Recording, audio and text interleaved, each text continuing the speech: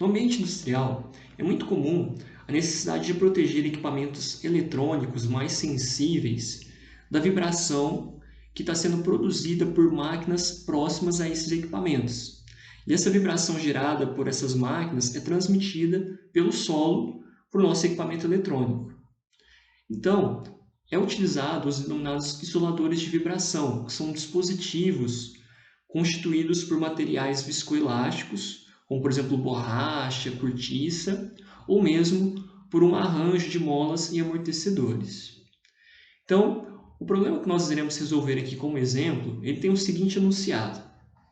Um instrumento eletrônico deve ser isolado de um painel que vibra em frequências na faixa de 25 a 35 Hz. Estima-se que será preciso obter no mínimo 80% de isolamento da vibração para evitar danos ao instrumento.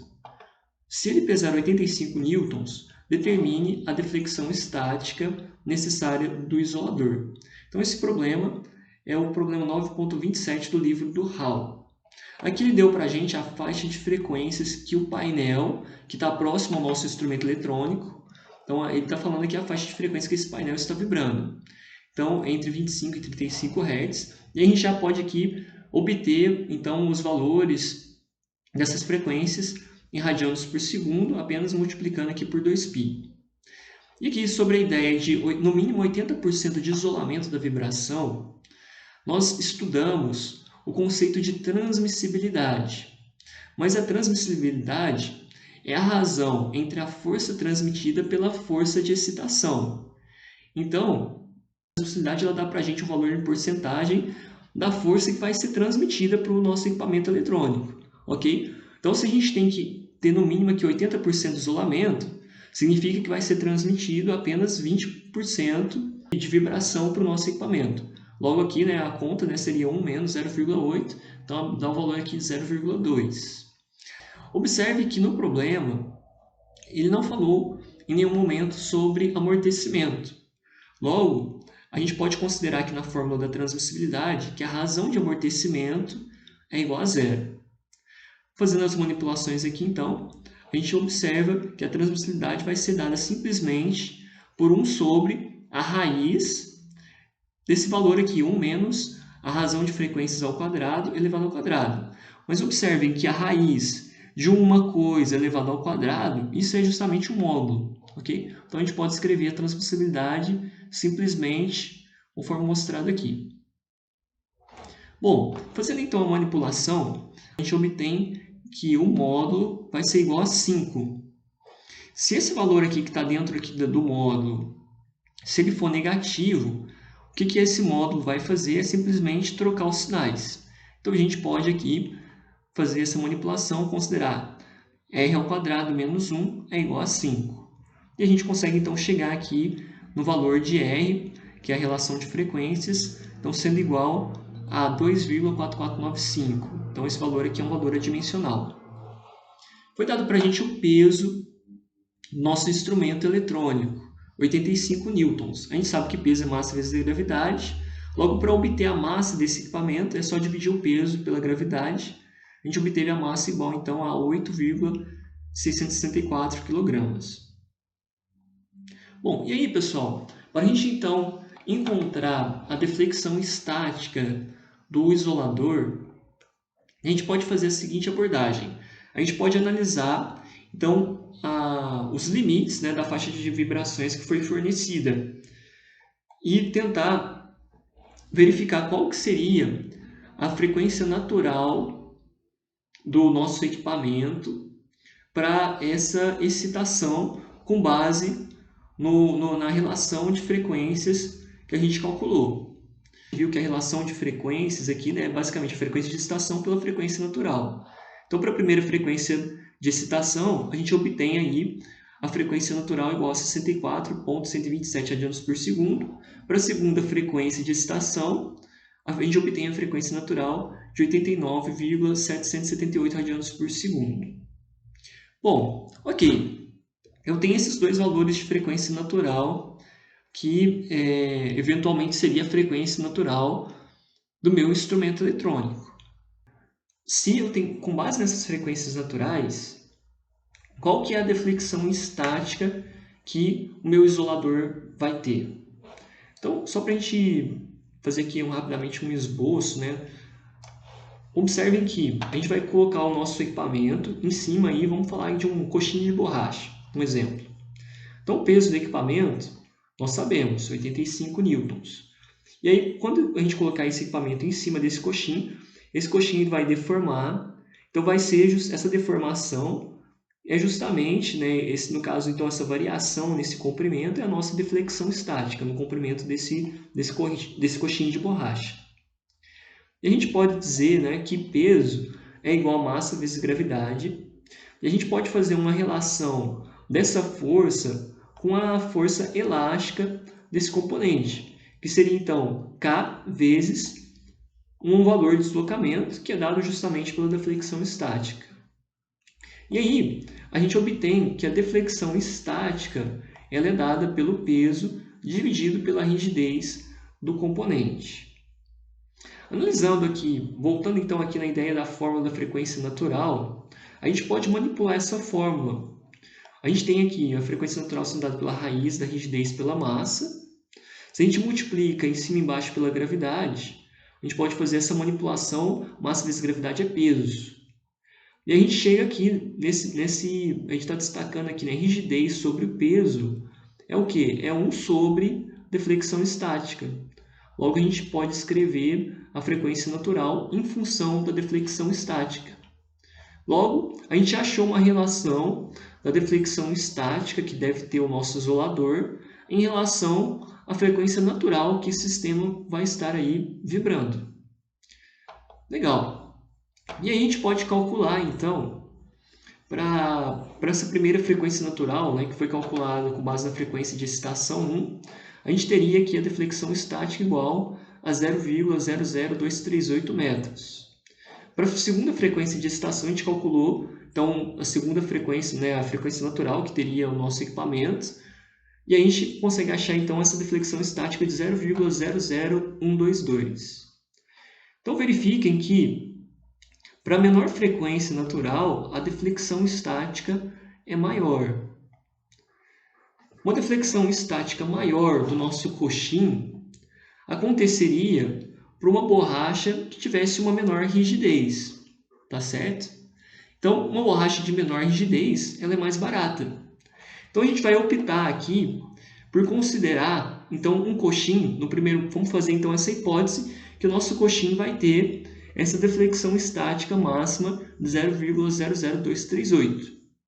E aí só que a gente tem que verificar se essa deflexão estática é suficiente para promover o isolamento que foi solicitado no enunciado, de 80% da vibração que está sendo transmitida pelo solo.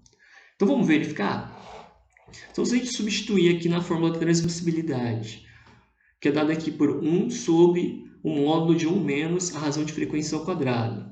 Então, considerando a frequência natural aqui de 64,1127, a gente obtém aqui a transmissibilidade sendo igual a 0,085. Aqui ficou confuso, deixa eu apagar aqui essa frase. Então, a gente tinha visto que a transmissibilidade ela seria no máximo 0,2. Aqui a gente obteve um valor para a transmissibilidade de 0,085. Tá? Então, ok, essa hipótese da deflexão máxima estática aí de 0,00238 atende para o nosso isolador. Poderia fazer aqui o cálculo também, né? 1 menos 0,085 vai dar igual aqui um valor de 91,5%. Esse é o valor do isolamento que vai ser proporcionado pelo isolador que nós projetamos. Vamos analisar também o problema 9.30, que diz assim: a armadura de um motor elétrico de velocidade variável com 200 kg de massa apresenta um desbalanceamento devido a erros de fabricação. O motor está montado sobre um isolador com rigidez de 10 kN por metro e um amortecedor de mola cujo fator de amortecimento é 0,15. Ele pede aqui, na letra A, determine a faixa de velocidade na qual a amplitude da força variável transmitida à fundação será maior que a força excitadora. Então, pessoal, aqui essa questão de desbalanceamento em eixos rotativos é muito comum. E aqui esse problema ele pode ser resolvido considerando a força transmitida pela força de excitação maior que 1, ok? A gente viu no exercício anterior a fórmula para a transmissibilidade da vibração, está sendo mostrado aqui também. E a gente poderia fazer substituições aqui para resolver esse problema, e aí conforme mostrado aqui.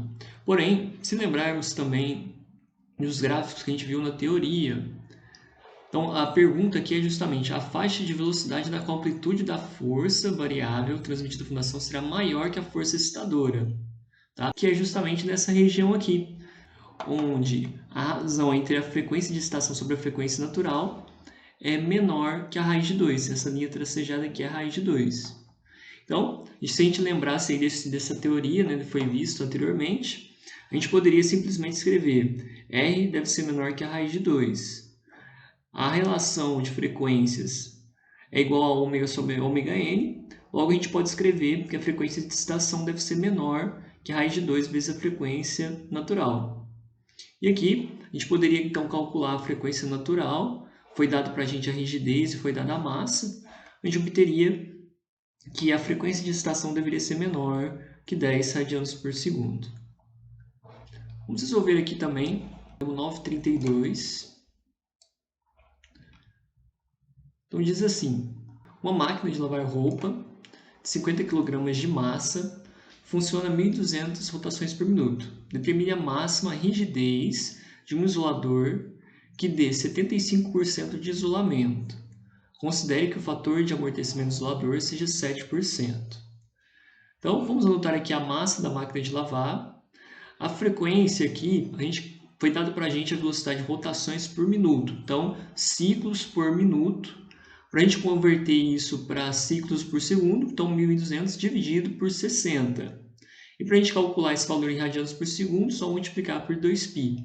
Então, a gente obtém aqui o valor da frequência radianos por segundo. Foi dado para considerar aqui, no caso, né, o fator de amortecimento 7%, ou seja, 0,07, tá? E ele pede para determinar a máxima rigidez do isolador para ter um isolamento de 75%. Então a gente já pode escrever, se o isolamento tem que ser de 75%, significa que a transmissibilidade vai ser igual a 1 menos 0,75, que dá 0,25, ou seja, 25%. E a gente pode utilizar a fórmula da transmissibilidade, fazendo aqui as substituições então dos valores que nós comentamos anteriormente, a gente obtém aqui uma equação de quarto grau. E aí, encontrar as raízes dessa equação é encontrar o valor da relação de frequências, o valor de R. Então vamos aqui para o MATLAB rapidinho. Observem aqui, né, os termos que acompanham, né, cada um dos valores aqui, R a quarta, R ao quadrado. A gente não tem R a terceira e nem R a primeira. Vamos lá então no MATLAB.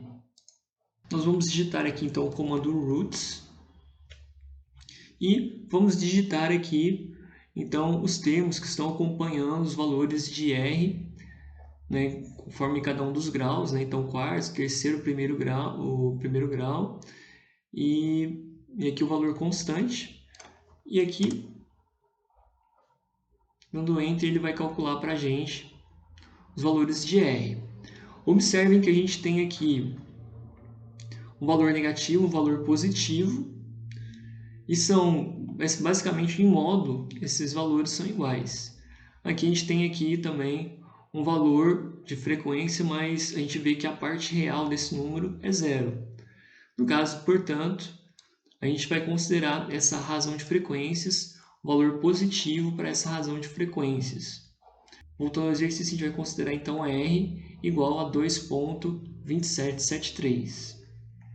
E fazendo a manipulação aqui para encontrar então a frequência natural, a gente tem a frequência de excitação, que foi obtida anteriormente, 125.664. A gente consegue obter a frequência natural. Uma vez que a gente sabe a massa e tem a frequência natural, a gente obtém a rigidez, sendo dada então por 152.243,1865 Newton por metro. E por último, o exercício 9.44 diz que tem um motor elétrico com 65 kg de massa, a velocidade nominal desse motor é 3.000 rotações por minuto e, mais uma vez, problema de desbalanceamento, ele está dando aqui o desbalanceamento 0,002 kg vezes metro. Então esse valor ele já está pegando, normalmente a gente calcula o desbalanceamento pela massa vezes a distância, né, dessa massa, desse valor de massa até o centro de rotação, que a gente chama do valor de E de excentricidade. Aqui ele já deu, então, o valor da massa vezes o valor desse raio de excentricidade. Deve ser montado sobre um isolador para obter uma transmissibilidade de força menor que 0,25. E ele pede, determine a rigidez do isolador. Então, começando aqui, então, letra A, rigidez do isolador. Bom, ele passou para a gente os valores da massa, o valor de ME, como eu comentei, e o valor também da velocidade nominal, 3.000 rotações por minuto. A gente só vai converter esse valor aqui para radianos por segundo. Ele disse que a transmissibilidade deve ser menor que 0,25. Então, TR aqui teria que ser menor que 0,25. O que é essa transmissibilidade? Já vimos anteriormente, força transmitida sobre força de excitação. E aí, destacando aqui nesse problema, a força de excitação é justamente o desbalanceamento. Então, como que a gente calcula essa força de desbalanceamento? Massa vezes a excentricidade vezes ômega ao quadrado. Okay? Ele já deu aqui para a gente o valor da massa vezes a excentricidade. E a gente pode substituir aqui esse ômega ao quadrado, a gente pode substituir por R, né, em relação das frequências vezes a frequência natural. Então, ao invés de trabalhar aqui com a frequência de excitação, a gente pode trabalhar com a frequência natural. E no problema, ele não falou sobre amortecimento, então a gente vai considerar a razão de amortecimento igual a zero. Logo, a gente pode escrever a fórmula da transmissibilidade, igual ao primeiro problema que a gente resolveu, ficou apenas aqui 1 sobre o módulo de 1 menos r ao quadrado, e isso tem que ser menor que 0,25. E aí, fazendo as manipulações, passando aqui 1 menos r ao quadrado para o lado de cá, e o 0,25, 1 sobre 0,25, a gente obtém, no cálculo aí, calculando o módulo, né, trocando os sinais, R fica maior, deve ser maior que 2,2361. Bom, então, na primeira questão aqui, para calcular a rigidez do isolador, a gente vai considerar uma hipótese, então, que o R é 2,5. Tem que ser maior que 2,23, então vamos considerar R igual a 2,5. E aí, a gente substituindo a frequência de excitação, a gente calcula o valor da frequência natural igual a 125,664. A partir da frequência natural, a gente pode calcular a rigidez do isolador. A gente sabe que frequência natural é raiz de K sobre a massa, da rigidez sobre a massa. Logo, manipulando aqui, a gente obtém que a rigidez é igual a massa vezes a frequência natural ao quadrado. Logo, a gente chega no valor da rigidez, 9,47 vezes 10 a quinta Newton por metro. Continuando aqui o exercício, a letra B, ele pede para a gente a amplitude dinâmica do motor. A amplitude pode ser obtida pela fórmula 3,82. Mostra essa equação, ele está tratando sobre movimentos de sistemas mecânicos com desbalanceamento. Então, a fórmula que é dada por essa equação está sendo mostrada aqui. Observem que a razão de amortecimento é igual a zero. Portanto, a gente pode aqui anular esse termo e fazendo a manipulação, a amplitude, né, da dinâmica do motor é dada pelo valor de x. Logo, vai ficar x é igual, então, o desbalanceamento sobre a massa que multiplica, então, a relação, aqui no caso simplificada, que é r ao quadrado sobre o módulo, né, de 1 menos r ao quadrado. Fazendo as substituições, então, do desbalanceamento e da massa do nosso motor, a gente obtém o valor da amplitude sendo igual aqui a 39,68 vezes 10 a menos 6 metros. E por último, letra C, ele pede a força transmitida à fundação. Dessa equação aqui, da transmissibilidade, a gente pode fazer manipulação para encontrar o valor de Ft, ok? Então é isso que a gente vai fazer. Foi considerar então a transmissibilidade a Ft sobre a força de desbalanceamento. Isso é igual a 1 sobre o módulo de 1 menos r ao quadrado. Logo a gente pode passar esse termo ali multiplicando para o outro lado. A gente obtém o valor da força transmitida, fazendo as substituições, igual a 37,5987 newtons.